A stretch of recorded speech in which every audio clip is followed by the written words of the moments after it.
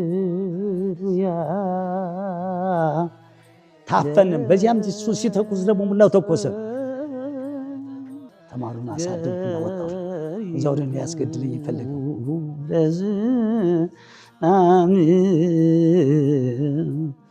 ከ24 ሰዓት 1 ሰዓት አልተኛም። 30 ደቂቃ ነው የምተኛው። ለመኘ እያበላሁትም መጽሐፌን ዳዊቴን ለመጽሔቴን ሰርቆኝ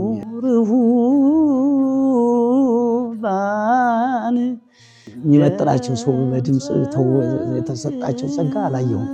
በእድሜ ልክ ቅኔ አብረን ሳስቀጽለው ነበር። ኃይለ ሥላሴ ጓደኛዬ ነው የሚሉ ነበር። የንታየት መዝሙርም መጽሐፍም ምንም አይመለከቱም። ልዩ ፍጡር ነበር። ይትፌስሑ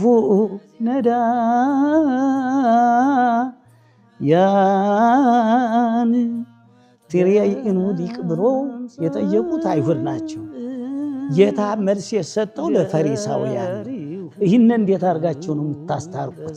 ይዛችሁ እንዳትመጡ እኔ መንፈስ ቅዱስን እሸጣለሁ በገንዘብ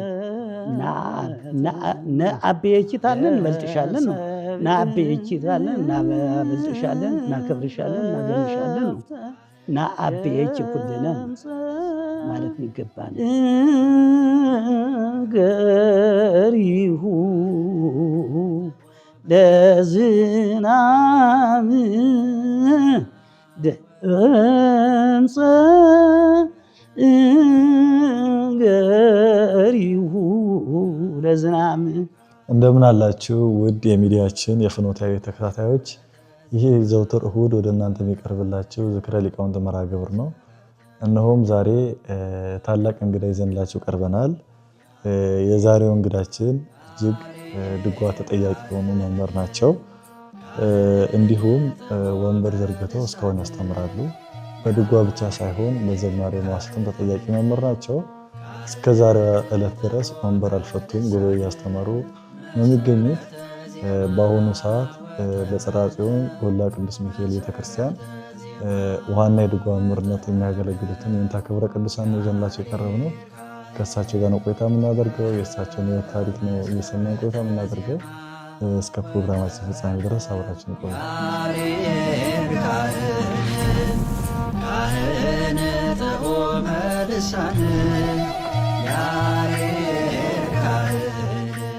እሺ የእንታ ጥሪያችን አክብሮ ስለመጡ ከልብ እናመሰግናለን። ዛሬ በመግቢያ ላይ እንደተናገርኩት ከእርሶ ጋር ነው ቆይታ የምናደርገው። ከብዙ መምህራን ዞረዋል። ዞር አምባም ነበሩ፣ ቤተልሔምም ነበሩ እና የብዙ መምህራን ታሪክን ከእርሶ እንሰማለን ብለን እንጠብቃለን። እስቲ መጀመሪያ ግን ከሁሉም የሚቀድመው የት አካባቢ ነው የተወለዱት? እናትና አባቶት እና የልጅነት ሕይወቶት ምን እንደሚመስል በመጀመሪያ እናንሳው። እሺ እኔም እናንተ አክብራችሁን ስለጠራችሁኝ አመሰግናለሁ። ይሄ እግዚአብሔር በፈቀደው ስለሚደረግ ጥሩ ነው። እኔ የተወለድኩበት ሰሜን ጎንደር አለፋ ጣቁሳ የሚባለው ወረዳ ጎይ ማርያም በልዩም ቀበሌዋ ጎይ ማርያም የምትባል ቦታ ነው የተወለድኩትኝ። በ45 ዓመተ ምህረት ተወልጄ አባቴ ወዲያው ሲሞቱብኝ አያቶች ያሳደጉኝ። በ58 ዓመተ ምህረት ፊደል ሰኔ 3 ቀን ዓርብ ቀን ፊደል ቆጠርኩባት። መርየት አለኝ ይባሉ ነበር። ቅኔ የእንታ ጥበቡ የዛራው ጓደኛ ናቸው። ቅኔ የእንታ አክሊሉ የተማሩ ናቸው፣ ጓደኛ ናቸው የእንታ ጥበቡ እና እሳቸው ውዳሴ ማርያም እና ወንጌል እየቆጠርኩ እሳቸው ሰኔ 3 ቀን የጀመርኩበት ዓርብ ቀን ነው። በልጅነቶት እንዴት ነው? እንደ ገጠር ልጅ ቤተሰብ አላገለገሉም ነበር? በኋላ ተመልሼ ነው ያስተጋለገልኩትኝ። 5 ዓመት ከብቶች ጠብቄያለሁ አያቶችን። እዚያ ታመምኩኝ። ስታመም ለጤንነቱ ጸሎት ነው የሚያስፈልገው፣ ጸሎት ያስፈልገዋል። አባቶች ሲሏቸው ጊዜ ትምህርት ቤት ይግባሉኝ። ትምህርት ቤት ለእኔ በእኔ ፈንታ እኔ ገንዘብ አይከፈልም ነበር። በእኔ ፈንታ ወይፈን እየሰጡ እኔን ትምህርት ቤት አስገቡኝ አያቶቼ፣ አባቴ እናት አባት። ከዚያ ነው ዘወዲያ እንታለኝ በሰኔ 3 ቀን ከእቼ እስከ ህዳር ድረስ ውዳሴ ማርያም ቁጥር ዘለኳተኝ። እስከ ህዳር ቁስቋም ድረስ ዘለኩኝ። ከዚያ ወዲያ ደግሞ መምህር የኔታ ማህሌት የሚባሉ ነበር። በጣም ትልቅ ተጠያቂ ሰው የኔታ ሄኖክ ተማሪ ወረብ የሚጠይቃቸው የኔታ ሀረገወይን ተማሪ የሚጠይቃቸው የአለቃ የማነ ብርሃን ተማሪ ነበሩ። የኔታ ማህሌት ደመቀ የሚባሉ እዚያ እና ቅማንቶች አዲስ ጥምቀት ሆነው እዚያ ያስተምሩ ነበር። በኋላ ወይጦቹ ደግሞ ክርስቲያን መምህር ላይ ከማርያም የሚባሉ ነበሩ። ቢሻጉል ጉሚስ ሁላ ተጠምቆ ነበር። በኃይለ ሥላሴ ጊዜ በሞላ ተጠምቆ ነበር። ቅማንቶች ክርስትናቸውን አጽንተው ቀሩ። ወይጦች ግን እንደገናም ተመለሱ እና እሳቸው ትውልድ ቦታቸው ደልጊ ማርያም ነበር የተወለዱ። ቄስ ልጅ ናቸው። ለእኔም ስጋ ዘመዴ ናቸው። እሳቸው ሥላሴ ቤተክርስቲያን እንደገና ተወላጇ ቆርቆሮውን ለብቻው አዲስ ቤተክርስቲያን ቆርቆሮ እዚያ እሳቸው ብቻቸውን እየቆሙ አቋቋሚ ያስተምሩ ነበር። በጣም የኔታ ስርጋዊም ተማሪ ናቸው። የኔታ ስርጋዊ የኔታ አለቃ የማነ ብርሃን ኢየሱስ የአደባባይ ኢየሱስ መምህር ናቸው እና የኔታ ስርጋዊ የኔታ የማነ ብርሃን ተማሪ ናቸው። የኔታ ማህሌት የኔታ የማነ ብርሃን ተማሪ ናቸው። የኔታ ስርጋዊ ተማሪ ናቸው እና የወገራ ተማሪ ሁላ ወረብ የሚጠይቅ ያን ጊዜ ወረብ እንደዚህ በጽሁፍ አልነበረም። የኔታ ማህሌት ነው የሚጠየቁት። የኔታ ሄኖክ ተማሪ መጥቶ መስከረም ሲብት የጽጌን ወረብ የሚጠይቅ የክብረ በዓሉን ወረብ ህዳር አንስቶ የሚጠይቅ የኔታ እሳቸው ነበር። እሳቸው ያን ጊዜ ልጅ ነኝ እኔ በእሳቸው ሙያ ብቁ አይደለሁም እንጂ እንደሳቸውም የሚመጥን ሰውም እንጃ። አንድ ስቡ ነበሩ፣ ሰቆጣው ስቡ የሚባሉ ነበሩ ሞቱ እሳቸው እንጂ የሚመጥናቸው ሰው በድምፅ የተሰጣቸው ጸጋ አላየሁም። በእድሜ ልክ ስቡ የሞቱት የሰቆጣው ስቡ የኔታ ስቡ ይመስሏቸዋል እና ይለያያሉ እና ወረብ ያስተምሩ ነበር። እሳቸው ደግሞ እንደገና ወንጌል ግዕዝ እየተማርኩ ውዳሴ ማርያም ዘርቼ ዳዊት እየተማርኩ ነበርኩኝ። እዛ ወዲያ እሳቸው ደግሞ ጓደኛ አሽፈለበለኝና ወደ ቅዳሴ ቤት ሄድን። ያቋቋም መምህር ነበሩ። እዚያ ቅዳሴ ቤት ደግሞ የኔታ ብርሃኑ የሚባሉ ነበሩ። የቅዳሴ መምህር ናቸው። የደብረ አባይ እሳቸው ዲቁናይቱን ተምሬ ሰዓታትን ተምሬ እያለሁ እዛ ወዲያ እንደገና ደግሞ ቅኔ ቤት የኔታ ጥበቡ የሚባሉ ቦታችን ትውልድ ያቋቋም መምህር ይመጣሉ። ሲመጡ እነ ዘላለም የሚባሉ መዘምር መዝገቡ የሚባሉ ተማሪዎች ነበሩ። ለምን ቅኔ ቤት ማትሄድ ቁጥር መያዝ ይችል ነበር ይወልኛል። ያን ቀጸ ብርሃን የሚባለውን ቁጥር ከመምህር አይደለም ለተማሪዎች ሲነገር ነው የያዝኩትኝ እና ስለዚህ ምክንያት ቅኔ ቤት ብትሄድ ሲሉኝ ተያይዘን ወዴት ሄዷል? የኔታ ጌቴ ሄዷል።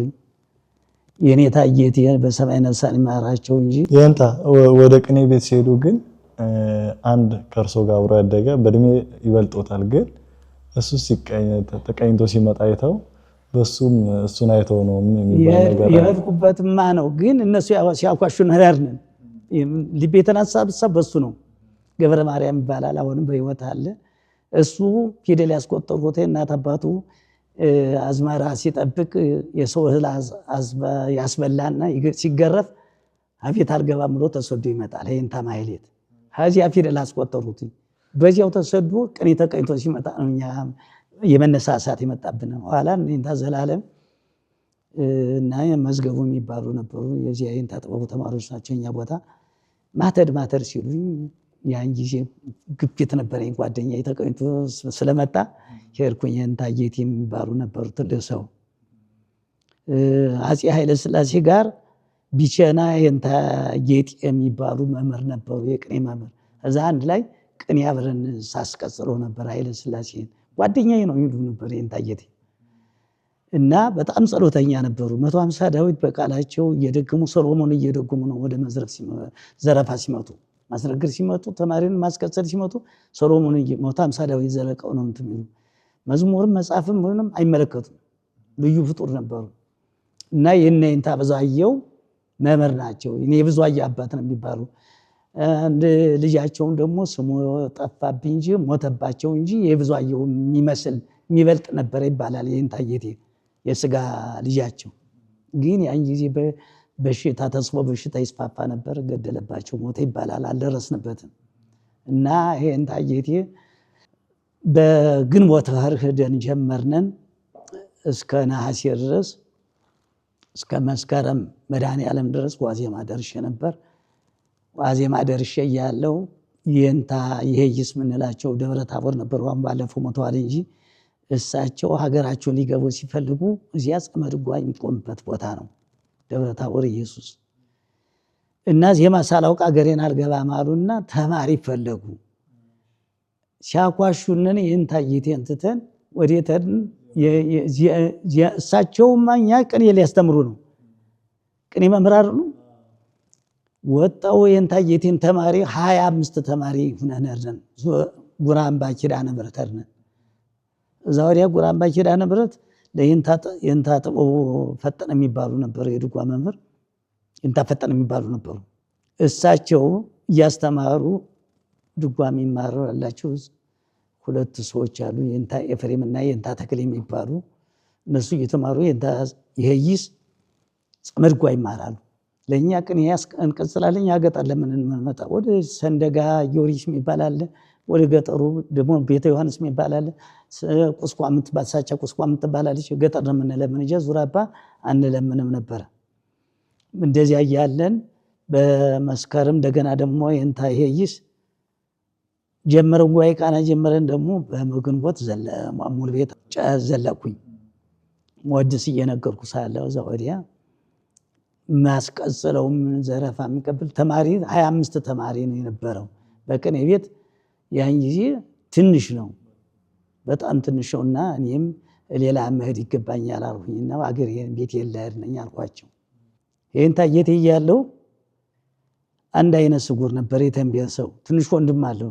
ለምን እያበላሁትም መጽሐፌን ዳዊቴንና መጽሔቴን ሰርቆኝ ሄደ። ወደ እንታ ይሄይስ ወደ ዙራባ ልንደርስን ሽሜ ማርያም ላይ አድረን መጽሐፉን እንደያዝልኝ ብሎ ሲያበቃ መጽሐፉንም ዳዊቴንም ይዞብኝ ሄደ። ኋላ ይሄን የታይይስን ያልማርም ብዬ ስላቸው የኔ መጽሔት እሰጣለሁ፣ የኔን ዳዊት አለ እሰጣለሁ አሉ። እዛ ወዲያ በሳቸው ተረጋግቼ ቅኔውን ቀጠሉና ሞላሁኝ። ሞልቼ እኔ ማስቀጽል ነበር። አይ ሌላ ጉባኤ መሄድ አለብኝ ብዬ ቤቴን መሄድ አልኳቸው፣ ፈቀዱልኝ። እንደገና ለግ ማርያም የኔታ መንክር የሚባሉ አይነ ስውር ነበሩ። መንክር ካሴ የሚባሉ ትልቅ ሰው ነበሩ። የኔታ ካሊም መምህር ናቸው። ብዙ መምህራኖች የኔታ መዝገቡ መምህር ናቸው። አይነ ስውር ነበሩ። እሳቸው አይነ ስውር ናቸው። እሳቸው ገባሁ። እሳቸው እንደገና ተቀኝቼ ሞልቼ ተሞላው በኋላ ወደ ቤት ሄድኩኝ። እዚያ ሂጄ ደግሞ ቅኔ ቤት የኔታ መንክር እያለሁ ሳስተምሮ ነበር። ለይኩን የሚባል አንድ ጓደኛ ነበረኝ። እሱ ደግሞ ዋይቃና ገና ለየው ነበር። እዚያ አስለይቸው እየቀጸለ ሳለ ዋዜማ ደርሶ ሳለ ጥየው ሳለ እንደገና ደግሞ መጥቶ ቅኔውን ተቀይቶ የህዳር ጽዮን ዋዜማ ነው የምትከበር ቦታችን። የህዳር ጽዮን መጥቶ ዋዜማውን አቋቋም ሲጸነጽል ተመሰጥኩኝና መህር ነኝ አልኩኝ።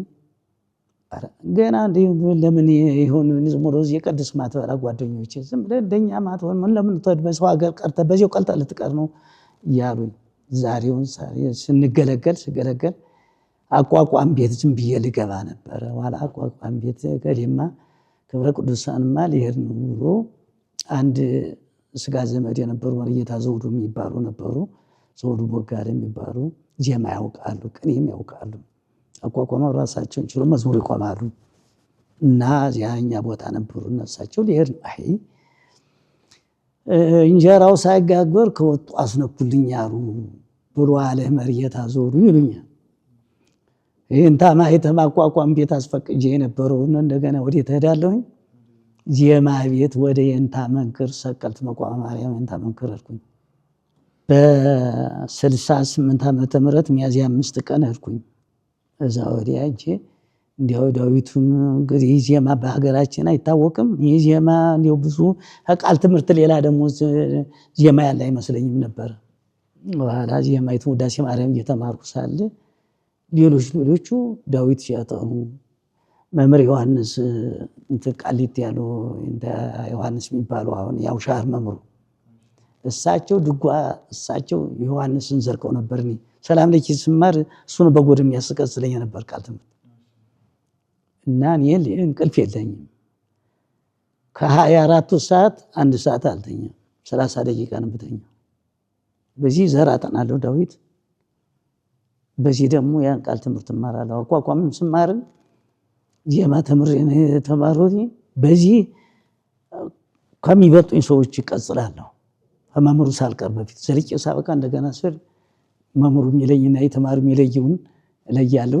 የለየብኝን ያለየብኝ እንድትሆን እንደዚህ አገናዝቤ ሄድ ነበር። እዚያ ኤንታ መክረ ቀኝቼ ወደ ቤት ሄድኩኝ።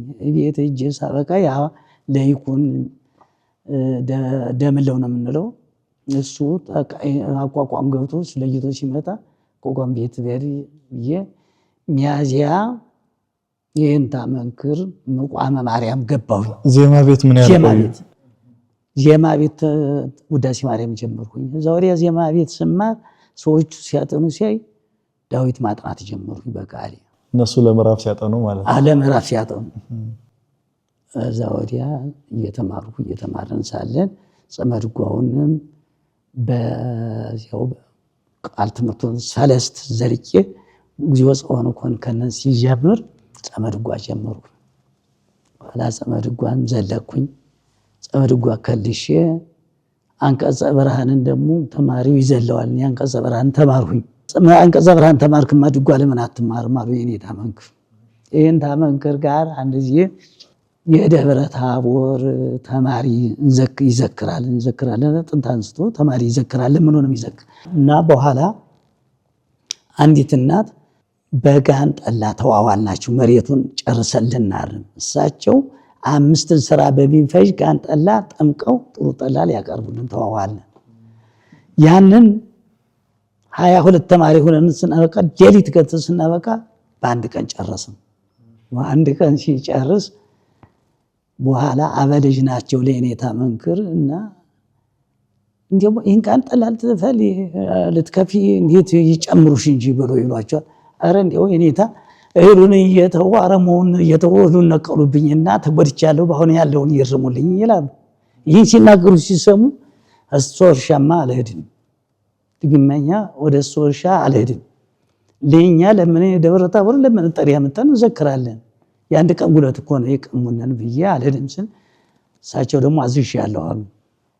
እኛ አንሄድም ልክ ተጋባ። ተማሪው ያ ጊዜ ተማሪው ለጊዜው የተማሪው አስተዳዳሪ ሹም አድርገውኝ ነበር። ወንበር ያግዱና አረሙት አልሄዳችሁ አንሄድም አለው። ዛሬ አይነ ስውር የለ ምን የለ ተነስተው ጓዛችን ሸክፈን ስነድ ካህናቱ ደግሞ አረ በጎድን ደግሞ ያዟቸው ተባለ። ታረቅነንና ተመልሰን ሄደን አርመን መጠን ዛሬ የኔታ ይቤሎ ኢየሱስ ለኒቆል ይቤሎ ኢየሱስ ለኒቆዲሞስ የሚለውና እቺ ረቢን ብለከናም ከመምሃበአ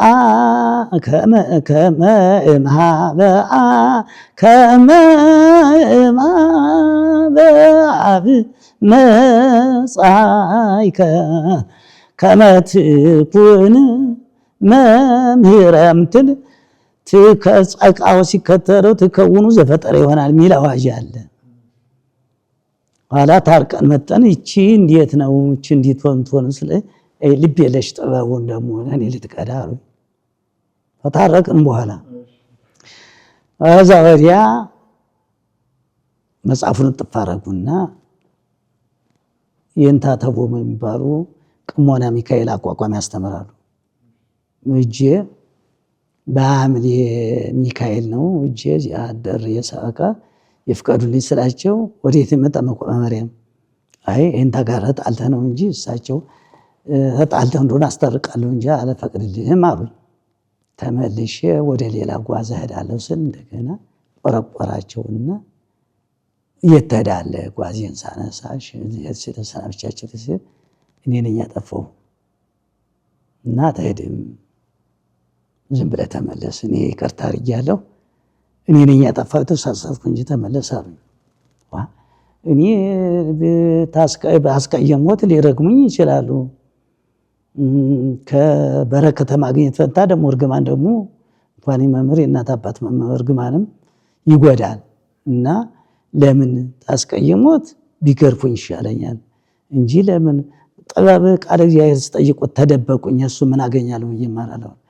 አይ እኔም ተቀይሜ ራሴ ተሳስቻለሁ፣ እንግዲህ ልብክንም አግኝቻለሁ ተረድቻለሁና ተማር አሉኝ። ታረቅን፣ በቄሶች መለሱኝ።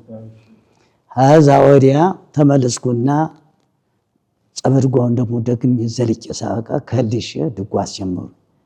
ድጓ እየተማርኩ እያለ እሳቸው ጋር ፒስ ሆነናል። የኔታ መንክር ጋር ሰማይና ምሳቸውን ማራው ወልደ ሚካኤል ይባላል የመጽሐፍ ስማቸው። በጣም ሰውም እንደዚያም የሚከብደኝ መምህር ማይርግ ያለው ሰውም አይቼም አላውቅም። መንፈስ ቅዱስ ያደረባቸው ናቸው። ለጵጵስና ቢለመኑ በጃንሆይም በደርግም ቢለመኑ ቢሆኑ ነው የቀሩ። አብይ ጾም በቀጋ ነው የሚጾሙ የነበር። አብይ ጾም በቀጋ ፍሬ እየበሉ እና ግሁሳን ሁሉ ተገልጸው ያናግሯቸዋል ነው የሚባለው። እና እሳቸው እንደዚያ ሲባል እየተማርነን ድጓ እየተማርኩ ተምሬ እየተማርኩ እያለሁኝ አንድ ያስተማሩት መርጌታ ተገኘ እዚያው ቦታ ልጅ ወጣ። እሳቸው ቀለብ እየሰማሁ ፊደል አስቆጥረው ቅኔ ቤት ሄደው ቀለብ ሰፍረው እናት አባቱ ምስኪን ናቸው፣ ድሃ ናቸው። ያስተማሩት ዘወዲያ ቅኔም ተቀኝቶ መጥቶ የሀገር ቤት ምሽት አግብቶ ትዳር መስርቶ አለ። የአገልግሎት መምህርነቱ እሳቸው ያዙ እንጂ ይረዳቸዋል። እሳቸው አቋቋም ያውቃል፣ ቅኔም ያውቃል። ተወላጅ ቦታ ነው። ለካ እሳቸውን የግንቦት ልደታኛ ሳንመጣ በአመቱ በ78 በ67 ግንቦት ልደታ ሰኞ ማይዶት ውስጥ ትውላለች። ያን ጊዜ መልክ አይቆምም እና አብይ ስብሐተ ነግ ነው የሚቆም ይላሉ የኔታ መንክር። መንክር የሚባሉ ደግሞ ጎንደር የመጥምቁ ዮሐንስ አለቃ የሆኑ ተወላጅነታቸው መቋሜ ማርያም ነው። እሳቸው ለክብረ በዓል ሲመጡ እሳቸው ደግሞ መልካ ማርያም እንቆማለን። በማይዶት ውስጥ መልክ አይቆምም። እዚህ ጣልተው ያን ጊዜ ካህናቱ ደግሞ እኛ ይቀጠርን መምህራችን መንክርን ነው። ያኛው መንክር ተወላጅ ቢሆንም የድጓ መምህር ባዘዙት ቁሙ አሉና ወዲያ ስብሐተ ነግ ተቆመ። በዚህ ተጣሉና ይህ ሰውዬ ሊያባራቸው ፈለገ። ያ የተወላጅ ልጅ ታኅሳስ 18 በሙሉ 70 ዓመተ ምህረት ከሌሊቱ 3 ሰዓት ይሆናል። ሽፍታ መጣ። ትምህርት ቤቱን ተከበበ። በሩን በፋስ ሲደበድብ የበርሜል በር የተገጠመ ነበረ። አልከፈተው አለ። ልጆች ይንጫጫሉ። ዛሬያ እኔ ማድረበት ተነስቼ ወጥቼ ወደዚያ እሄዳለሁ ሲል ሳይ ጨረቃ ነው የነበረና መሳሪያ ደግነዋል ወደሚመጣውን ሰው ሊመቱ። አንድ ጓደኛዬ ደግሞ ተክሌ የሚለው ጓደኛዬ የነበረኝ የሽሬ ልጅ ነው። እሱ በኋሊት እኔ አልጋ ረብራብ ይዤ ነበር የወጣሁት። ሲያይ እንዲህ አድርጎ በኋሊት ያዘኝና ልሴን ያዘና በበሩ ልወጣ ስል ቤት መለሰኝና የውልስ የመልከታቸው እኮ በሩን እኮ ይዘውታል መሳሪያ ሁላ። እዚህ ደግሞ ወደ መምህሩ ቤት ደግሞ የሚመጣውን ሰው ሊመቱ መሳሪያ ደግነዋል። አልከፍትም ሲባለ እዛ ወዲያ አይ በልቀቀኝ እንግዲያስ አጥሩን ዘለየ ለሰው ልንገርላቸው አሉኝ። አጥሩን አጋማ አጥር ነበረ። በዚህ በጎማ ጫማ ረግጬ ሰብሬ ሳበቃ ሄደል ብለው በዚያ ሲመጡ እኔ ሂጄ ለነ ጸጋው ወረደ ቃል በሰማይ ነው ማረው እንጂ ነበረ እነሱም ይንከባከባቸው ነበር። ያን ጊዜ የኔታን ሰው ገደላቸው፣ ሽፍታ ገደላቸው። ስለዚያም መሳሪያ ሲተኩስ ታፈንም። በዚያም እሱ ሲተኩስ ደግሞ ሙላው ተኮሰ። ልብሳቸውን ራቁታቸው ሴቶች መጡ ይመጣ የነሱ ሽፍቶች ሄዱ። ሲመጡ ወዲያ በሩ እንደተዘጋ ነው። እኔ ነኝ አሉ የኔታ አለሁኝ እኮ አልሞትኩም፣ አልገባም አሉ። በሩ እንደተሰገጠ ነው ያለ፣ ግን ተቀዷል በፋስ መጣ። ህዝቡም ተሰበሰበ። አውቄዋለሁ ያስደበደበኝ ገሌ ነው አሉ። እየታ ተገኘ ነው ተባለ። ዘወዲያ አነረው ወለላ ይባል ነበር። የዘውዱ ወለላ ልጅ ነው ይሄ። አነረው ወለላ ደግሞ የሚባለው ለሁሉም ይግባባና ሽፍቶችን የሚሰበስቡ ነው። ከዚህ እሱ የመጡትን ሽፍቶች ይዞ ነው እንትን ያደረገ። ህዝቡ ጥቁር ውሻ ወለድ ብሎ ያን ልጅ ረገመው። መርጌታ ተገኘ አባታችን አንሰድም አለ። ህዝቡ በር እየጠበቀ እንትን ሲባል እዛ ወዲያ ሂዶ የነገረ ማን ነው ሲባል ክብረ ቅዱሳን ነው ተባሉ። ክብረ ቅዱሳንን ሊያስገድለኝ ለካ ያስበኛል። እዛ ወዲያ በዚህ ምክንያት ማህሌቱ እዛ ወዲያ አስታረቁት። ታረቁት። ታኅሳስ 8 የልደት ይሰር ኮከብ ላይ ሲባል እሱ ታርቀዋል። ታርቀው እሳቸው ይገባሉ የእንታ መንክር ሳይገቡ ሲቀሩ እሱ መዝሙር ሊቆም ሲመጣ ተማሪውን አሳደምኩና ወጣሁኝ። እዛ ወዲያ ሊያስገድለኝ የፈለገው እዛ ወዲያ ሲባል በታኅሳስ 18 የሆነ በሞላ ጥርን ሁላ ወንበር አንድ ቀን አልታከሉም። ሰውየው ጋር ታረቁ። ተሳስቻለሁ አጥፍቻለሁ ይቅርታ ብሎ አጎትየው አስታረቀውና እኛ እንድንል በወንበር ቀጡን። ሲወቀጡ እንግዲህ ወንበር ዝም ብለን ውዳሴ ማድረሽን ብለን ውዳሴ ማርያም ምን ጎዳቸው እሳችሁ መስሎን የልጅነት ነገር ውዳሴ ማርያም አቋረጥን። በዚህ የተነሳ ማን ነው ሲባል እንዳታደርሱ ብሏቸው ነው ክብረ ቅዱሳን አው ብለውናል እኛም ብለናል አሉ። ከዛ ወዲያ የተነሳ በጣም ተቆጡኝና ባርሬያለሁ አሉ። አላ አንድ መርጌታ የይስ የሚባሉ ነበሩ ሌላ ሰውዬ። እሱም እኮ እየበደሏቸው ነው ያለ። እነሱ እኮ ሊማሩ ነው እናት አባታቸውን ጥሎ መጥተው ያለ። እሱስ እንዴት ነው ሰውየው ጋር ታረቁ? ለምን ወንበር ይሄን ያላጥፉ? እሱ እኮ ነው የበደሉ እና ተሳስተዋል አሉ። ያ ታረቅን። እኔም ልሄድ የነበር በዛ ጊዜ እንደገና ወንበር እነሱ ተሄደም ነዳለን አለ ሙላው ተማሪ ወርሶ ከሄዱ ማለት አሪ ተርኩኝ ሙላው ተማሪ ነዳለን ሲል ጊዜ እዛ ወዲያ መያዣ ታረቀን። እዛ ወዲያ እሱም እንደገና እዛ ወዲያ ሲያስጠን የኔ ደግሞ የሱ አያትና የኔ አያት ደንቢያ ደግሞ የእናቱ እናት አባቴና የኔ እናት አባት እናቴ የተወለደችበት ቦታ አንድ ርስተኛ ነው። ሲያስጠይቅ የነገሌ ነው ተባለ። እዛ ወዲያ በሌላ ጊዜ ተስካር ሆኖ ጠላ ጠጣን። ስናወራ አንተ ክብረ ቅዱሳን አቤት እንዲሁ እግዚአብሔር ይቅር ይበለኝ እንጂ ዛሬማ ልንገርህ እኔ እኮ አስገድዬ ነበር አለኝ። ምን አድርጌ ነው? ያን ጊዜ ተማሪዎችን መዝሙር አላስቆም ብለህ አዋረድከኝ ብዬ ላስገድልህ ነበር እኮ ኋላ እኮ የነ ዘመነ ተገኘ የአክስተ ልጅ ነው ተብሎ እኮ ነው የተውኩ ብሎ ተናዘዘ። እና በዚያም ያንን አምልጫለሁ። ያን ጊዜ ህዝቡ መረቀኝ። ያን ጊዜ ይጀባል ነገር እንትኑን በፋስ ያንን እንትኑ ቀዳደው ሊገቡ ነበረ እና ህዝቡ መረቀኝ። እዛ ወዲያ እሳቸውም በጣም እንግባባ ነበር። እዛ ወዲያ በ78 ነው የሞቱትኝ። እኔ ዙራባ ነበርኩኝ እና ዙራባ ልሄድ ወደ ዙራባ ልሄድ ስሰናበታቸው ጊዜው እኮ ደርሷል አሉኝ። ለካ በጥቅምት የሚሞቱ እኔ በሰኔ ሄጄ እሳቸው በጥቅምት የሚሞቱ እኔ ደግሞ ጊዜው ደርሷል። የዚህ ብጥብጥ የጦርነቱ የህወሓትና ደርግ እየተዋጋ ነበረ። የዚያ የጦርነቱ መስሎኛል የእሳቸው እድሜ መሆኑን አላወኩም። እዛ ወዲያ በጥቅምት ሞቱብን። የእንታ መንከረ ዙራባ እያለ ዙራባ ግን የእንታ አፈወርቅ በ76 ገብቼ ዘላልጬ መዋሲቱን ዘለቁ ኋላ ነው ዝማሬ የጀመርኩኝ። መዋሲቱን እየቀለስኩኝ ዝማሬ የጀመርኩኝ። መዋሲቱን ከእንታ መንከር ከወጡ በኋላ ነው ወደ ትንቢት አቋቋም ገብቻለሁ። አቋቋም አውቄ አቋቋሙን ላስቀድመው አቋቋም ቤትማ በ73 ዓመተ ምህረት ድጓውን 4 ጊዜ ዘለቁ በኋላ የእንታ መንክር አቋቋም ቤት ገባሁ። አቋቋም በመዝሙር ነው የጀመርኩኝ። መዝሙሯን ተምሬ ቤተልሔም ለመሄድ ነበር ሐሳቤ። አቋቋም መምሮት ማን ይባላሉ? የእንታ መዝገቡ ይባላሉ። አንዱም ሁለቱም መዝገቡ ናቸው። እና በሰኔ የሰኔ ሚካኤል ልጅ የጀመርኩኝ መዝሙሩንን እስከ ትንሣኤ ያደረስኩት እስከ ዳር ድረስ። ኋላ እሳቸው የእንታ መዝገቡ ታጥሮት ሲሄዱ ደግሞ ሌላ መዝገቡ ደግሞ የእንታ ዲበኩሉ የሚባሉ አሉ። ቆላ ልባ ሚካኤል ያሉ እሳቸው ይህን ታመዝገቡ ጋር የአንድ ሀገር ልጆች ናቸው። መዝገቡ ቢወዱ መዝገቡን እንሂድ ብለው ይዘውኝ ሄዱ። ይህን ታመዝገቡን እንደገና ጸመድ ጓያ አስተማሩኝ። በሰዓት አስተምራቸዋለሁ። ለእኔ ደግሞ አቋቋም በሰዓት ወስኖ ያስተምሩኛል። ሀማታው ሌላ በዚያ እያርጎ ይህን ታመዝገቡ ክብረ በዓል መጀመሪያ ክብረ በዓል አልተማርኩ መዝሙር ዘርቼ ወርሃ በዓል ተምሬ ደግሞ እንደገና ክብረ በዓል የተማሩኝ ከክብረ በዓል ደግሞ እንደገና ማህቱ የተማሩኝ ምክንያቱን የተማሩትኝ ቅንዋት አልተማሩም እንጂ ይህን ሁላ የተማሩትኝ ይህን ተመዝገቡ ነው። በጣም ከልሼ እሳቸውም ከልሼ መዝሙሩንም ከልሼ ክብረ በዓሉ ወርሃ በዓሉን ከልሼ እሳቸው እዛ ወዲያ እንደገና ዝማሬ እንትን ተቃጠረ አሉኝ። እዚህ ሀገር ቤት አንድ ሰው ይሞታሉ። ዝማሬ ማሲት አልተማርኩም።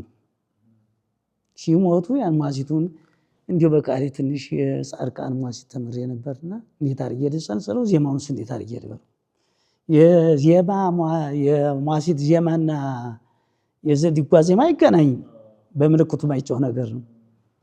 ከዛ ወዲያ እጄ ተቀጠር ብሎ ሳለ አንዲት እናቴ ሰንበተኛ ሲሞቱ ደብሩ መርጌታ የለም ነበረ። ከዛ ወዲያ መጣው የገሌ መርጌታ ልጅ መጥቷልና ብሎ መጡብኝ ሰዎቹ እንዲህ ልፈታ እንዲሁ እግዚአብሔር ሲያስመርቅ የጻድቃን የሰማዕታት ዘሩን ይዤው ነበር። እንዲሁ ብቻዬን ነው ሰው የለም። ብቻም እንደ ነገሩ አድርጌ ስፈታው አልኩኝ። መርጌታ ተባልኩኝ።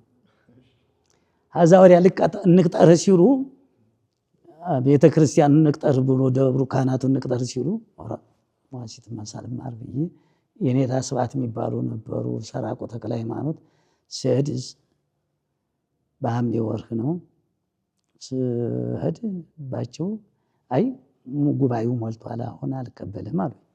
የእንዳ አፈወርቅ አውቆኛል አዘዞ ሄድኩኝ። ስሄድ በጣም ተቀበሉኝ፣ ፈቀዱልኝ። ከዛ ወዲያ ነው በ76 ለሐምሌና ነሐሴ ብዬ መስከረም ጊዮርጊስ ማሲቱን ዘለኩኝ። ማሲቱን እየከለስኩኝ ዝማሬ አስጀመሩ። እዛ ወዲያ በታኅሳስ ዘለቁትኝ። በታኅሳስ ዝማሬውን ዘልቄ አገር ቤት ደግሞ ዘመዶችን ጠይቄ ልምጣና እናቴን ጠይቄ ልምጣ ብዬ ወደ አገር ቤት ሄድኩኝ። እዚያ ቆይቼ ቅበላን ስመለስ እኔ ዙር አባልህር ነበር። ያኛው አንድ ጓደኛዬ ኤርትራዊ ነበረ። እባክህን ብሎ ሽማግሌ ያዘኝ። አብረን አስቀንስለኝና አብረን እንዝለቀውና እንደማንም በየ እንዝለቀውና እንሄዳለን። እዚያ ወዲያ እሱም ኮቸሮ እያጠራቀመ እንግዲያ ኮቸሮን እንሰብስባለን። ያን ጊዜ ራብ መሆኑ እየተነገረ ነው። ኮቸሮ በማዳበሪያ ወቅተን ሰብስበን አብረን ሰኔ 8 ቀን ዙር አባ ገባን በ77።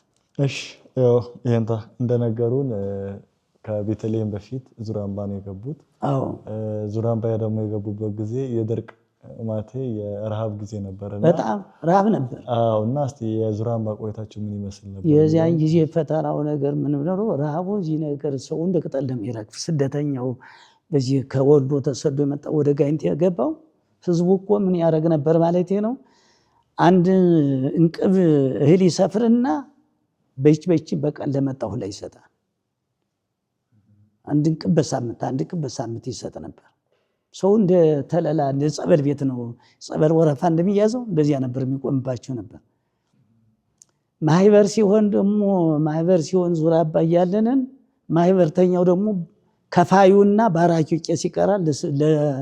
ለስደተኛው ሰው ነው ተባርኮ የሚሰጥ ነበር። ዝክሩ የሚዘከረው ያረጋው ይዘከራል፣ እመቤታችን ይዘከራል። ያ ስደተኛው ነው የሚመገበው እና እንዲሁ ሐምሌና ነሐሴን ትንሽ ይሻላል። መስከረም ግን ወንበር አልተከልንም። ሰው ቀብር ነው የምንውለው ነበር። በጣም ሰው አለቀ። ያን ጊዜ የተሰደደው ሰው በጣም ረሃቡ እዚያ ወዲያ መስከረም ብሎ አዲሱ ሊደርስ ሲል ገብሱ ምናምን ሲደርስ በጣም ሰው አለቀ። ያን ጊዜ ወንበር ብዙውን አልተከልንም። እንቀብር ነበር በየዕለቱ እኛንን ነበር የምንቀብር ነበር። ይደወላል፣ እንሄዳለን፣ እንቀብራለን። እንደዚያ እየተባለ የኔታ ጓንጉል ግን ያን ጊዜ ረሃብ ነውና ሂዱ፣ ጊዜውን ቆጥርላችኋለሁ፣ እህል ባለበት ሰንብታችሁ በሄዳር ሚካኤል እስከ ሄዳር ማርያም ድረስ ቆይታችሁ ብለውን ነበር። ጊዜውን ቆጥራለሁ ያሉት ምኑን ነው የሚቆጥሩት? 2 ዓመት ሳይሞላ ማህተም አይሰጥም ይባላል። ያቺ እንዳለ ያቺ እንድትቆጠርምላችሁን ያቺ የገባችሁባትን ይዝላችኋለሁና በረሃብ አትሞቱ ሂዱ አሉን። የእንታና እንደሚታወቀው ሰው በረሃብ እየሞተ ነበር። መስከረሙ ወንበር ሳተክሉ ሰው እየቀበራችሁ ነበር። ተማሪ ደግሞ ዋናው ከሰው እየለመነ ነው የሚተዳደረው፣ ቁራሽ እየለመነና እናንተ እንዴት ያንን ጊዜ ልትወጡት ልትቋቋሙ ቻላችሁ? ይሄኛማ የዙር አባ አንድ ደግ ባህል አላቸው። ለአድራሹ ክረምት ከሰኔ 25 አንስቶ እስከ መስከረም 25 ድረስ መንደር ይደለደላል። ለአድራሹ ሩቅ የሚደርሰው ቅርብ የሚደርሰዋል። ለእኔም እንደረሰኝ የነ መጋቢ መርሲ ያዚው ትምህርት ቤቱ ጥጋ ያሉት ጎረቤቶቼ ነው። ለዚህ ያለ ጓደኛ ለጴጥሮስ ለእንታ ጴጥሮስና ለኔ የነ መጋቢ መርሲ እንደረሰኝ 12 ቤት ተቆጥሮ ነው የተሰጠን። እነሱም ስለሚያውቁን ይሰጡናል። ታላጣናቸው በስተቀር ግማሽ እንጀራ አድርገን ይዘን እንመጣለን። የኔ ችግር የለብንም። ከዛ ወዲያ ደግሞ ለእኛ ምንመረ የጠቀመንን ኮቾሮ አድርቀን ይዘው ሄድን፣ ወቅጠን ይዘው ሄድ ነው ነበረ። በዚህ አንድ አይነ ስውር መርየታ መንክር የሚባል ነበረ። እሱንን እየረዳንን አንድ አንካስ ደግሞ ሙሴ የሚባል ነበር። እሱን እየረዳን እያበላን አልተቸገርንም። ሌላው ግን በጣም ፈተና ነው የነበረ። እንትንን ማህበር ባለ ጊዜ በዛ ያቺ ባቄላ ሰው ሲሞት ቀብር ሲሆን ያቺ ባቄላ በደስ ተቀቅሎ በበርሚል ተቀቅሎ ይሰጠኛል። ያችን እየበላን ምሳ እራት ምሳ የሚያደርግ ነበር አድራሹ። በጣም ፈተና ነበር በዛን ጊዜ። ያው ለታሪክ ብዬ በአንድ ብርጭቆ አተር በአንድ ብር ገዝቻለሁ። አንድ ባቄላ ደግሞ በአንድ ብር ገዝቻለሁ። ለማስታወሻ ነው እንጂ እንግዲህ እኛንስ በእግዚአብሔር ቸርነት ያቺ ያዝነው አልተጎዳንም ነበር፣ እንኳን ሰው እየረዳን እና ያን ጊዜ በጣም ረሃብ ነበረ። ኋላ ግን 78 ጥጋብ ሆነ። 78 ህዳር በኋላ ጥጋብ ሆነ። እኛም እንትናልና ዛወዲያ እስከ መጋቢት ድረስ ቆይቼ ጓደኛዬ ጋር ወደ ቤተልሔም የወረድንበት በ78 ነው። እሺ እንታ መጀመሪያ የዝማሬ ማሲቱ የእንታ ጓንጉል ምን ነበረ? ያው እንደያዙ ነው የሚይዙት። እንትን ችሎታውን ይመዝናሉ። እና ጊዜ እኔ እኮ 1 ዓመት እንኳ አልሞላኝም ስወጣ በገቡ በአንድ ዓመት ሳይሞሉት አልሞላኝም። ሆነ ታዲያ ይሄን ታፎርኩ ከላልሽ ሆነ ይርኩኝ እና ዛወዲያ ፈቀዱ። እንዲያውም በጥር 15 የሰጡኝ ማይተሙ ደብዳቤ እስከ መጋቢት ቆይቻለሁ። እንዲያው ዝም ብለን ያጓደኛዬን ለማሰንተን ልቆይ ብሎኝ እና ዛወዲያ እስከዚያ ቆይተን ነው ይሄን ታጓንጉል ፈቀዱንም ብዙ ቆይተናል። ወደ 2 ወር ቆይቻለሁ ተቀበልን በኋላ። እሺ ከዙር አምባ የምናነሳቸው አንዳንድ ተውስታዎችና ቆይታዎች አሉ ከእርሶ። ወደ ቤተልሔም ከመሄዳችን በፊት የእንታ ጓንጉል በጣም ደግ ሩህሩህ የሆኑ አባት እንደሆኑ አሁንም አንስተውልኛል። ዙር አባ ደግሞ እንደሚታወቀው ለአድራሽ የሚሆን ለተማሪ የሚሆን ሀገር ነው። እንዲሁም ደግሞ እርሶ እዛ ካሉት ከመጋቢ መስፍን ጋር ብዙ ቆይታዎችና ብዙ አጋጣሚዎች አሉትና እስቲ ያችን እናንሳና ወደ ቤተልሔም ቆይቶት እንመለሳለን። እሺ እና የእንታ ጓንጉልማ እንዲያለን ይታመማሉ። እኔ የሚቆረቆረኝ እንትኑ ሳንቲም አበደር እሳቸው ታሞ ለወንድማቸው ልጅ አበደር የነበር ሲታሙ መርፌ ማስወጊያ ያችን ብር በመቀበል በኋላ ቤተልሔም እያለሁኝ ተቀበልኳቸው። ይቆረቁረኛል። መቼም ድሃ መሆን ክፉ ነውና አላ ታመሙብን። እኔን ታጓንጉል ሲታመሙ ሰኞ ደሞዝ አምጥተው ማክሰኞ መርፌ የሚወጉበት ጠፋ። ብር ደሞዝ የለን ተባለ። ሚስታቸው ጋር አልተስማሙ መሰለኝ። ገንዘቡ የለም ሲባል ወንድማቸው ልጅ የሚያስወጋበት መርፌ የሚያሳክምበት አጣ። ኋላ 60 ብር አበደርኩኝ። እኔ ያችንን እኔ ዋስ ነኝና ከፍላለሁ አለ። ኋላ ነፋስ መውጫ ሳይወስድ ደብረ ታቦር ወስዶ ታከሙ። እዚያም አልተሻላቸውም። እኛም እያጠመቅን ተሻላቸው፣ ዳኑልን። ከዳኑ በኋላ በጎች ብዙ በጎች ነበሯቸውና ስጣው ለክብረ ቅዱሳን ስጣው ይላቸዋል። ክንዴ ይባል ነበር፣ የወንድማቸው ልጅ ነው። እኛ ታዳንክ እያለህ እኔ እንዴት እከፍላለሁ? ገንዘብህን አንተ አይደል የታከምክበትና ስጠው ይላል። እሰጣለሁ ይላሉ። እኔ በዚያን ሲባል ዛሬ ነገር እስከ መጋቢት 5 ቀን ቆየሁኝ። ይሰጡኛል ብዬ ተስፋ አድርጌ ሳይሰጡኝ ወደ ቤተልሔም እርኩኝ። ቤተልሔም ወዲያ ቀጥረው ነበር። በክረምት በቅዱስ ዮሐንስ ቤተልሔም ምህላ ይቆም ነበር። ዙራባ ነው የሚቆሙ።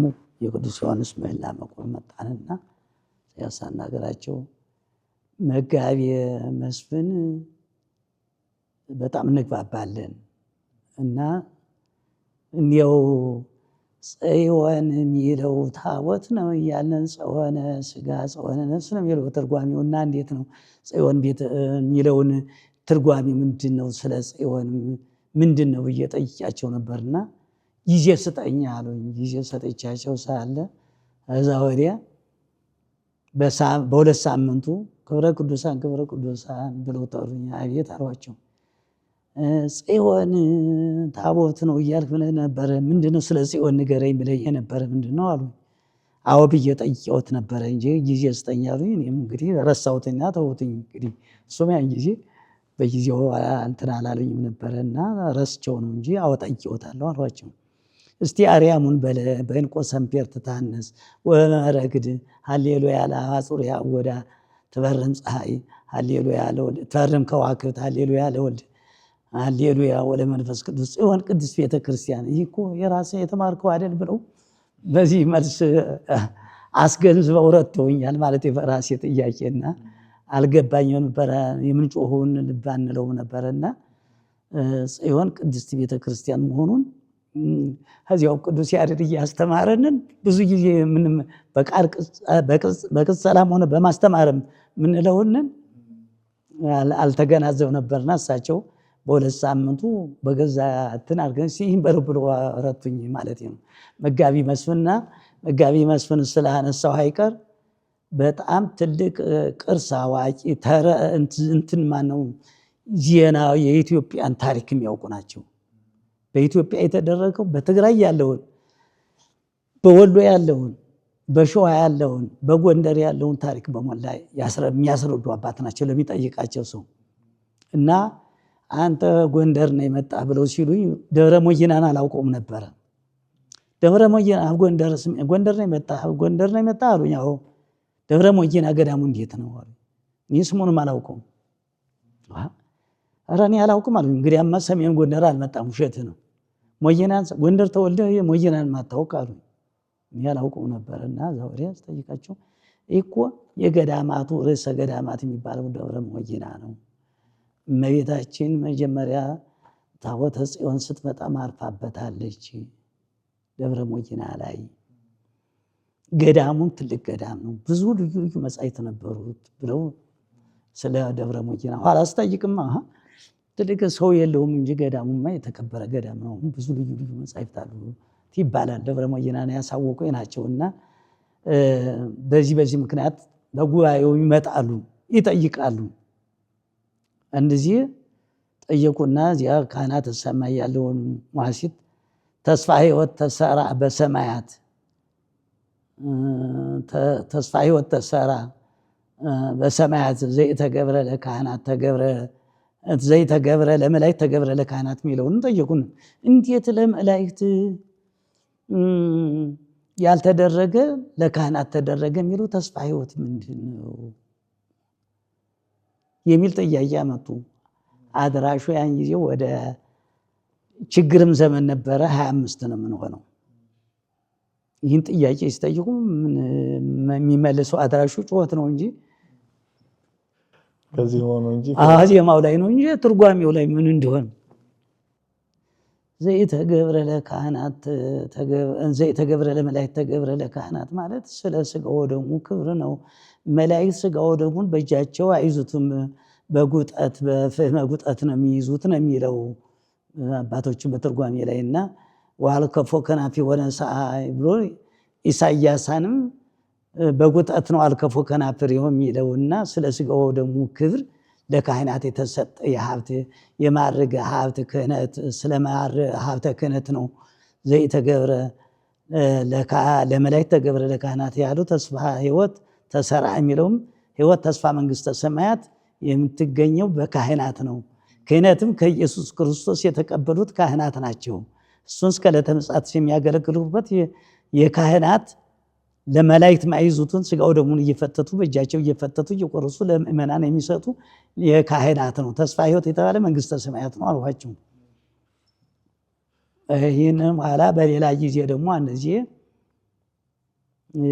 ይቤልዋ አይሁድ ትሬዩኑ ለክ ዘይገብሩ አርዳኢከ ዘይከውን ገቢረ በሰንበት ወይቤሎሙ ኢየሱስ ለፈሪሳውያን ያንፍክሙን ዘገብረ ዳዊት የሚለውን ዝማሬ ሰንበቱን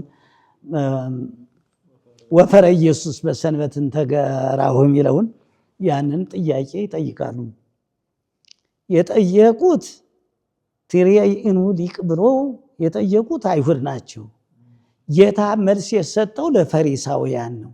ይህን እንዴት አድርጋችሁ ነው የምታስታርቁት? ወንጌሉና ዝማሬውን ማለት ነው። አዎ የምታስታርቁት ጌታ መልስ የጠየቁት ዝማሬው ላይ ደግሞ አይሁድ ናቸው። መልስ ደግሞ የሰጠው ደግሞ ለፈሪሳውያን ብሎ ነው።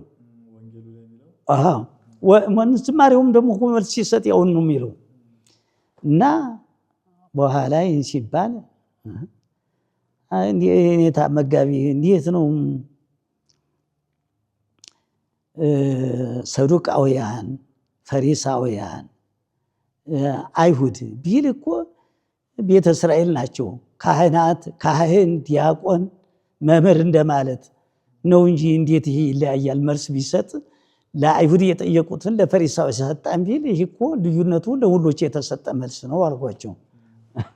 በዚህ እንግባባ ነበር። ዛሬ መጋቢ መስፍን ጋር በዚህ እንግባባ ነበር እና መጋቢ መስፍን ማለት እንዲሁ በእውነቱ ሳይታወቅላቸው የሄዱ አባት ናቸው እንጂ ስለ ኢትዮጵያ ታሪክና ምንነት ከጥንት መሰረት የሚያስረዱ ጥንቱን አዋቂ ጠያቂ ምናቸው አዋቂ ምናቸው የነበሩ መጋቢ መስፍን እንጂ ሲነገርላቸው እንዲሁም በ3 ወር ድጓውን ዘለቁት ነው የሚባለው።